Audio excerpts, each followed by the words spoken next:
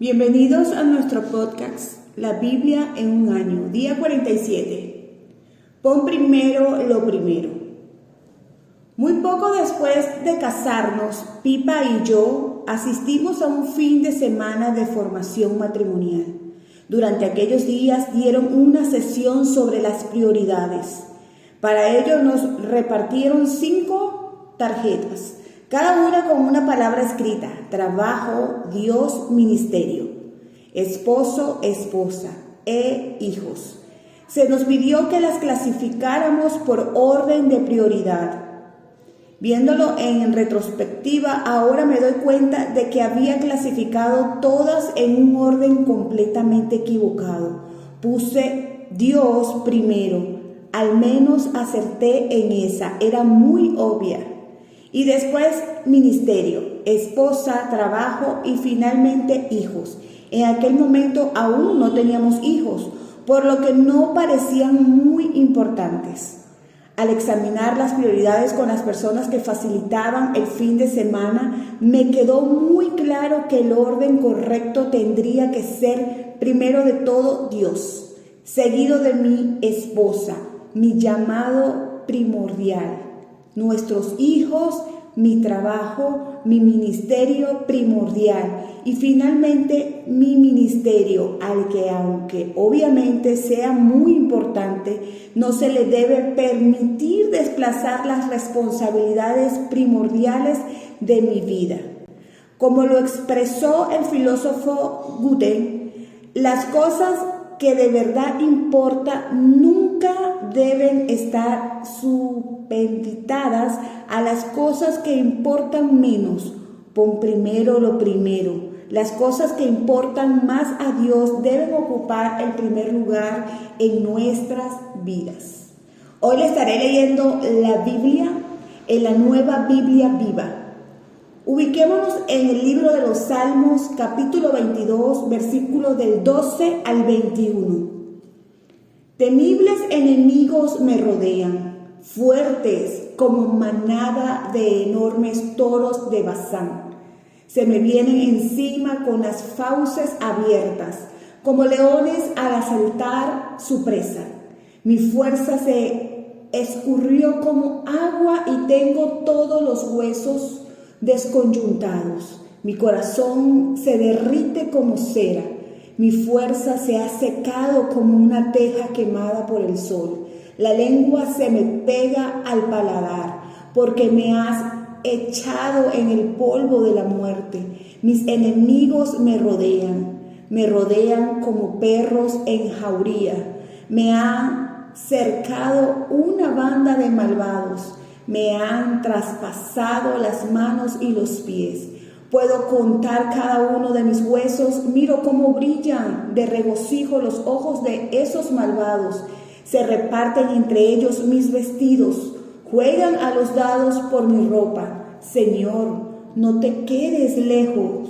Oh Dios, fuerza mía, apresúrate a socorrerme. Rescátame de la muerte, libra mi vida de todos estos perros, sálvame de las fauces de estos leones y de los cuernos de estos toros salvajes. Primer punto, prioridad de relaciones. Tu relación con Dios ha de ser tu prioridad número 1. En este salmo vemos que la prioridad número 1 del salmista y proféticamente la prioridad número 1 de Jesús era su relación con Dios. La puerta a través de la que accedemos a una relación restaurada con Dios es la cruz. Igual que en la primera parte del salmo, también aquí vemos una continuación de las profecías acerca de la muerte de Jesús que se cumplen en el Nuevo Testamento.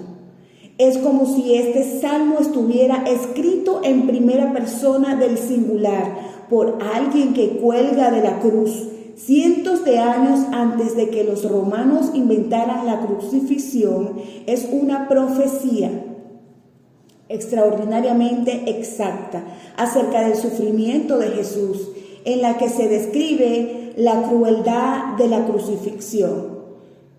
Dislocados están todos mis huesos, la lengua se me pega al paladar. Versículo 14a, 15b, Juan 19, 28.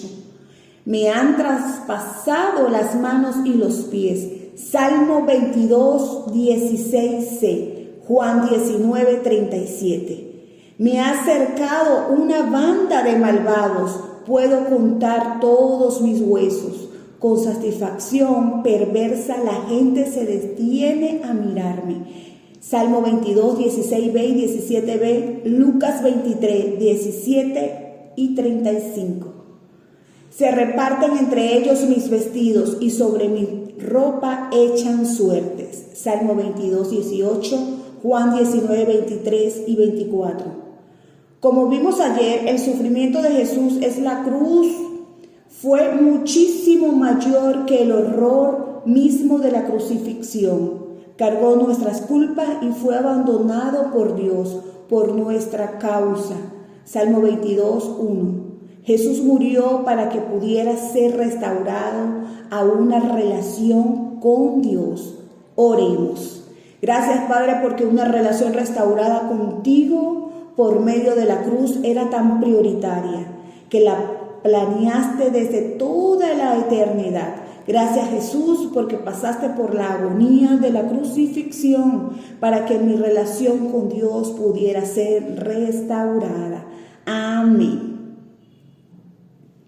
Ubiquémonos en el libro de Marcos. Estaremos leyendo capítulo 1 y capítulo 2.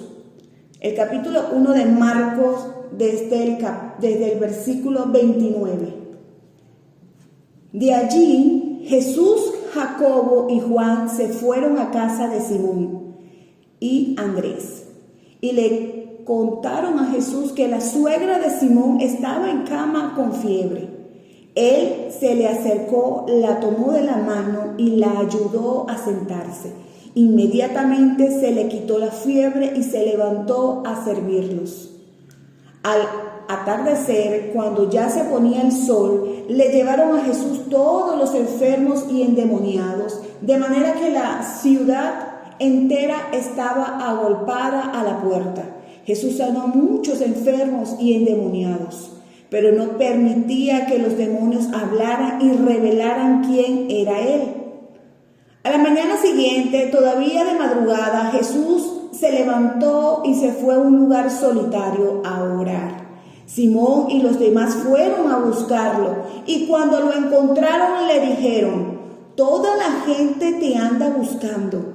Él les respondió: «Vámonos de aquí a otras ciudades cercanas donde también debo predicar, para eso vine». Así que Jesús recorrió Galilea entera predicando en las sinagogas y expulsando a los demonios. Un leproso se le acercó y de rodillas le dijo: «Si quieres puedes sanarme». Jesús compadeció, lo tocó y le dijo: «Quiero, queda curado». E instantáneamente la lepra desapareció y quedó limpio. Jesús lo despidió de inmediato y le recomendó con seriedad lo siguiente: «Mira, no le digas a nadie que yo te curé. Vete a presentarte ante el sacerdote y llévale la ofrenda que Moisés mandó para que les conste a los sacerdotes». Pero tan pronto salió de allí, comenzó a divulgar lo que había sucedido. Como consecuencia de esto, Jesús ya no podía entrar abiertamente en ninguna ciudad. Tenía que quedarse en los lugares apartados y aún así de todas partes llegaban a él. Marcos capítulo 2. Días más tarde, Jesús regresó a Capernaum. La noticia de que estaba en casa se esparció rápidamente y pronto la gente llenó tanto la casa que no quedó sitio para nadie más, ni siquiera frente a la puerta, y él predicaba la palabra. Entonces llegaron 4 hombres llevando a un paralítico. Como no pudieron pasar entre la multitud para llegar a Jesús, subieron a la azotea, hicieron una abertura en el techo exactamente encima de donde estaba Jesús y entre los 4 bajaron la camilla en la que yacía el paralítico. Cuando Jesús vio la fe de ellos, le dijo al paralítico: Hijo, tus pecados quedan perdonados. Algunos maestros de la ley que estaban allí sentados pensaron: ¿cómo se atreve a hablar así? Eso es una blasfemia. Dios es el único que puede perdonar los pecados. Jesús les leyó el pensamiento y les dijo: ¿por qué piensan ustedes así? ¿Que es más fácil decirle al paralítico: tus pecados quedan perdonados? O decirle: levántate, toma tu camilla y anda. Pues voy a probarles que yo, el Hijo del Hombre, tengo potestad para perdonar los pecados. Entonces se dirigió al paralítico y le dijo: a ti te digo, levántate, recoge la camilla y vete. El hombre se levantó de inmediato, tomó su camilla y se abrió paso entre la asombrada concurrencia que entre alabanzas a Dios exclamaba: jamás habíamos visto nada parecido. Jesús salió de nuevo a la orilla del lago y allí le enseñaba al gentío que acudía a él. Caminando por el lugar, vio a Leví, hijo de Alfeo, sentado en la mesa donde cobraba los impuestos. Sígueme, le dijo Jesús, y Leví se levantó y lo siguió. Leví invitó a Jesús y a sus discípulos a comer. También invitó a comer a muchos cobradores de impuestos y a otros pecadores. Ya eran muchos los que seguían a Jesús cuando algunos de los maestros de la ley, que eran fariseos, vieron a Jesús comiendo con aquella gente. Les preguntaron a los discípulos: ¿cómo es que éste come con recaudadores de impuestos y con pecadores? Jesús, que oyó lo que decían, le replicó: los enfermos son los que necesitan médico, no los sanos. No he venido a llamar a los justos, sino a los pecadores. Punto 2. Prioridades de Jesús. Amó a Jesús, es tan absolutamente maravilloso y sorprendentemente atractivo. Amaba a la gente, estaba lleno de compasión por ellos. La gente lo amaba. La gente de todas partes acudían a verlo. Versículo 45. Todos querían ver a Jesús, todos te están buscando. Versículos 37. Haría cualquier cosa para que otra gente pudiera ver a Jesús. Capítulo 2, versículo 4. Las multitudes acudían a él. Versículo 13. Cuando dijo a la gente: sígueme, lo siguieron. Versículo 14. Trajeron a los enfermos delante de Jesús y él los sanó. Capítulo 1, versículo de 32 al 34. Incluso a la suegra de Simón, versículo 30 y 31, amaba a los recaudadores de impuestos y los pecadores y le encantaba ir a cenar con ellos. Versículo 15. Él vino por nosotros, los pecadores. Versículo 17. Si ves cómo gasta la gente su tiempo, puedes deducir cuáles son sus prioridades. En este pasaje vemos cómo gastaba Jesús el suyo, orando a Dios. La mayor parte de la gente no se levanta muy temprano, a menos que tenga algo importante que hacer. La prioridad número 1 de Jesús era su relación con Dios Padre. Muy de madrugada, cuando todavía estaba oscuro, Jesús se levantó, salió de la casa y se fue a un lugar solitario, donde se puso a orar. Versículo 35. Esto nos desafía a levantarnos muy temprano, encontrar un lugar apartado y orar. Personalmente he descubierto que la única manera de levantarse temprano con regularidad es irse a la cama temprano, con regularidad. Proclamar el reino. Jesús dijo: vámonos de aquí a otras aldeas cercanas, donde también pueda predicar. Para esto he venido. Versículo 38. El mensaje que predicó era la buena noticia acerca del reino de Dios y la necesidad de que la gente se arrepintiera y creyera.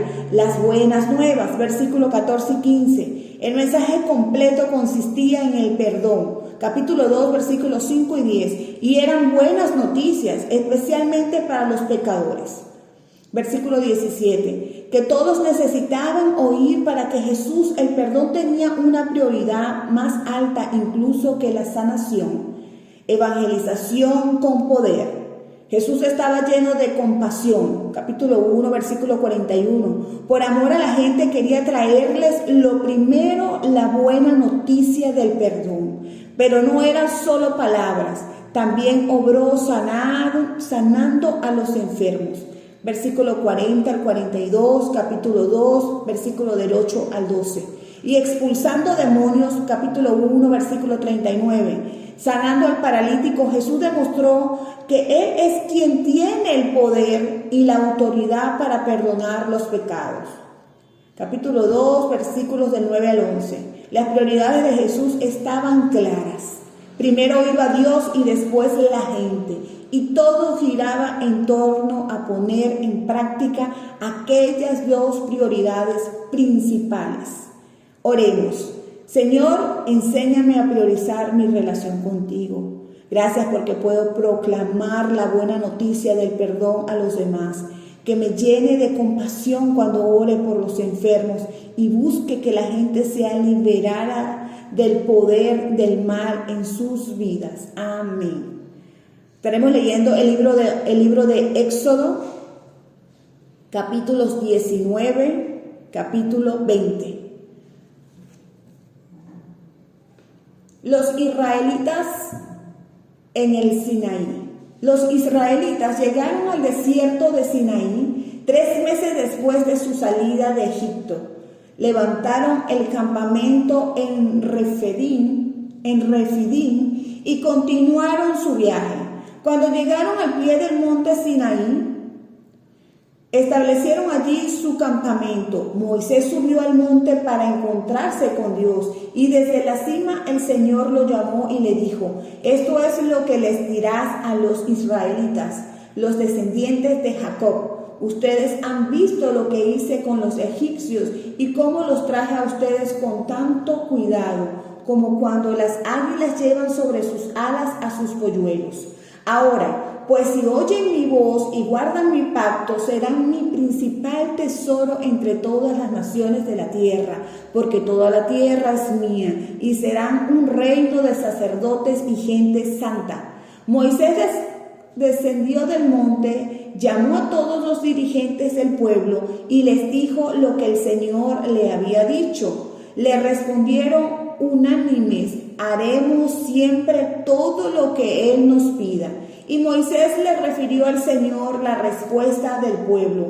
El Señor le dijo a Moisés: yo voy a presentarme delante de ti en forma de una nube oscura, de modo que el pueblo mismo pueda oírme cuando hable contigo, y así siempre te creerán. Desciende ahora y haz que el pueblo se prepare para mi visita. Santifícalos hoy mañana y haz que laven su ropa. Luego, pasado mañana, descenderé sobre el monte Sinaí mientras el pueblo observa. Establece límites para que la gente no pase y diles: no suban al monte ni toquen sus límites. Si algún hombre o animal lo hace, nadie tocará al ofensor, sino que morirá a pedradas o a flechazos.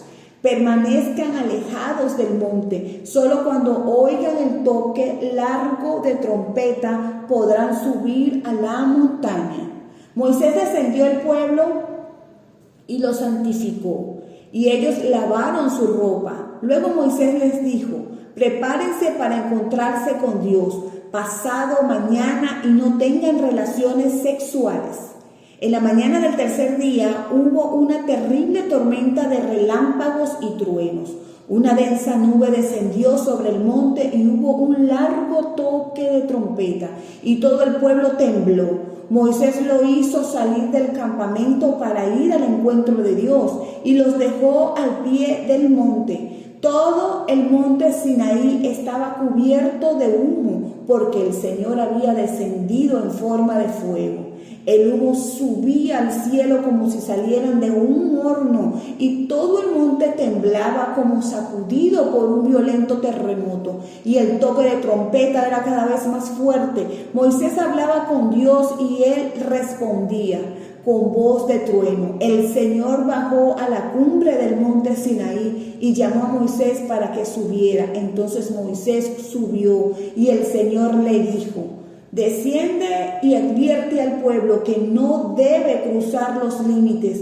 Nadie debe subir hasta que aquí para tratar de verme, porque morirá. Aun los sacerdotes que estén de turno deben santificarse para que no los destruya. Pero el pueblo no subirá al monte, contestó Moisés.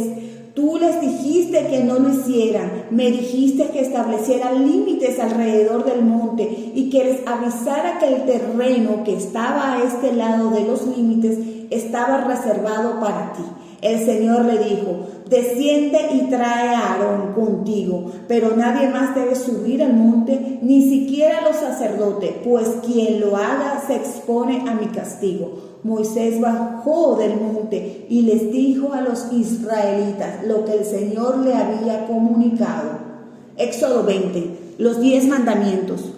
Dios le dijo al pueblo de Israel: yo soy el Señor tu Dios que te sacó de Egipto donde eras esclavo. No tendrás otros dioses además de mí. No te harás ídolos ni imágenes de nada que esté en el cielo, en la tierra o en lo profundo del mar. No te inclinarás delante de ninguna imagen ni la adorarás, porque yo, el Señor tu Dios, soy muy celoso y no compartiré con otros dioses la honra que me pertenece.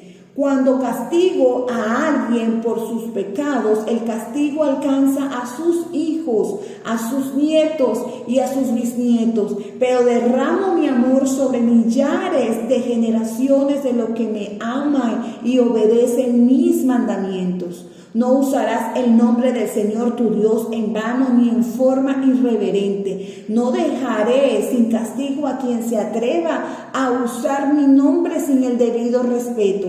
Acuérdate de observar el día de reposo, es decir, el sábado, como día santo. 6 días de la semana son para los quehaceres cotidianos y el que trabaja regular. Pero el 7º día es día de reposo delante del Señor tu Dios. Ese día no harán trabajo de ninguna clase, tú, ni tu hijo, ni tu hija, ni tus esclavos, ni tus huéspedes, ni tus animales, porque en 6 días hizo el Señor los cielos, la tierra, el mar y todo lo que en ellos hay, y reposó el 7º día. Por eso bendijo el día de reposo y lo santificó.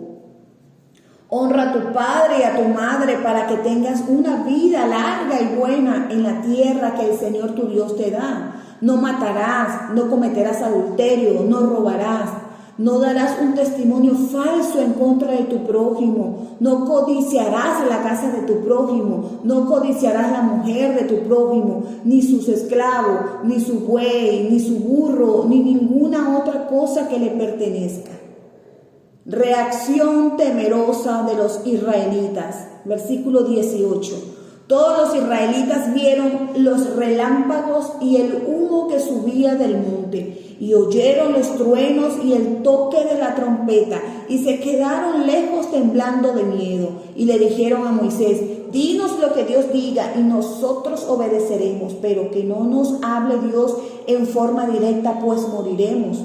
No teman, les dijo Moisés, porque Dios se ha presentado de esta manera para probarlos, de modo que de aquí en adelante tengan temor de pecar en su contra. Mientras el pueblo permanecía a una distancia prudente, Moisés volvió a entrar en la nube donde estaba Dios.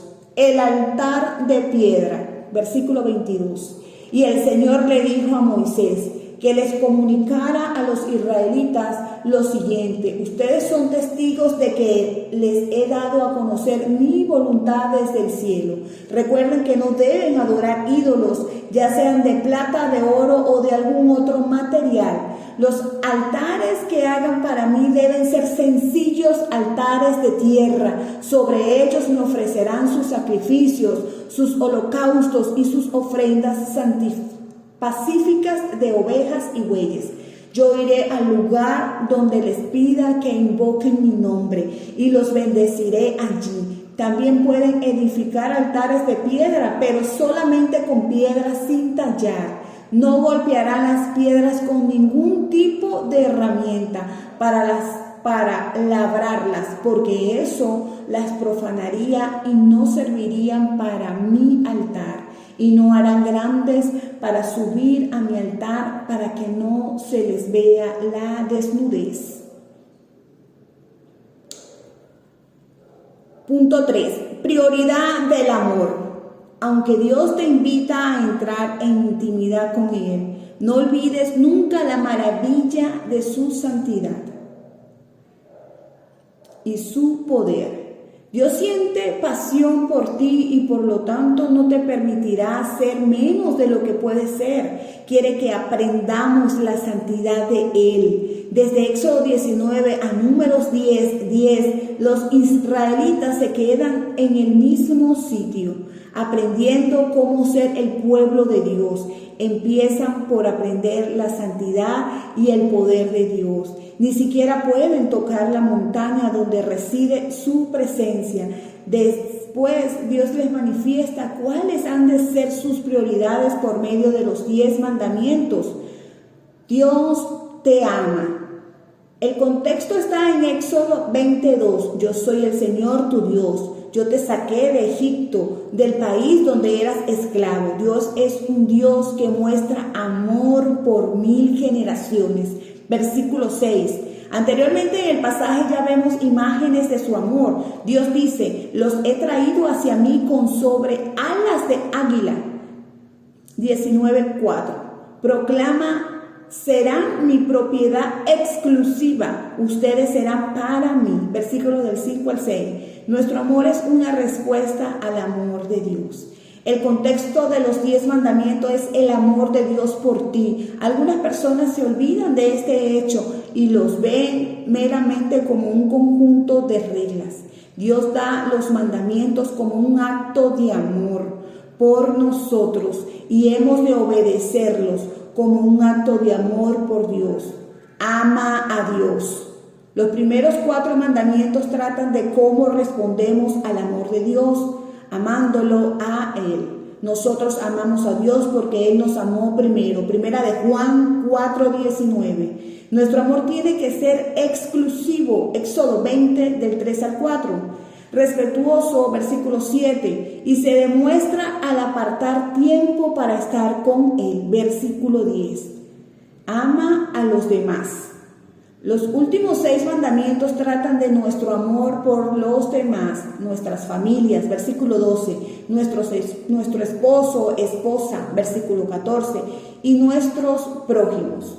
No mates, no cometas adulterio, no robes, no des falsos testimonios en contra de tu prójimo, no codicies la casa de tu prójimo, no codicies su esposa, ni su esclavo, ni su esclava, ni su buey, ni su burro, ni nada que le pertenezca. Versículos del 13 al 17. Jesús lo resumió así: ama al Señor tu Dios con todo tu corazón, con todo tu ser y con toda tu mente. Este es el primer y el más importante de los mandamientos. El segundo se parece a este: ama a tu prójimo como a ti mismo. De estos 2 mandamientos depende toda la ley y los profetas. Mateo 22, versículo 37 al 40.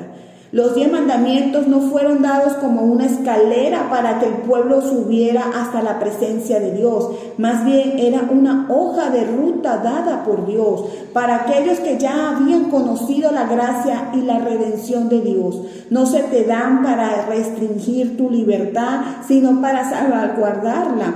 Te ayudan a disfrutar de la libertad de vivir en una relación con Dios, mostrándote cómo vivir una vida santa al igual que Dios es santo. Tu amor por Dios mana del amor de Dios y es una respuesta al amor de Dios por ti. Oremos. Padre Celestial, hoy te alabo con reverencia y admiración. Gracias porque me llevas en alas de águila hasta ti. Gracias porque dices que yo soy una posesión preciosa. Ayúdame a hacer que mi prioridad número 1 sea adorarte y amarte con todo mi corazón, con toda mi alma y con toda mi mente. Ayúdame a amar a los demás incondicionalmente de la misma manera en que tú me amas. Amén. La pastora Pipa añade Marcos 1:35. Las palabras muy de madrugada suponen todo un reto para mí. No se me da bien las mañanas y menos aún cuando todavía está oscuro.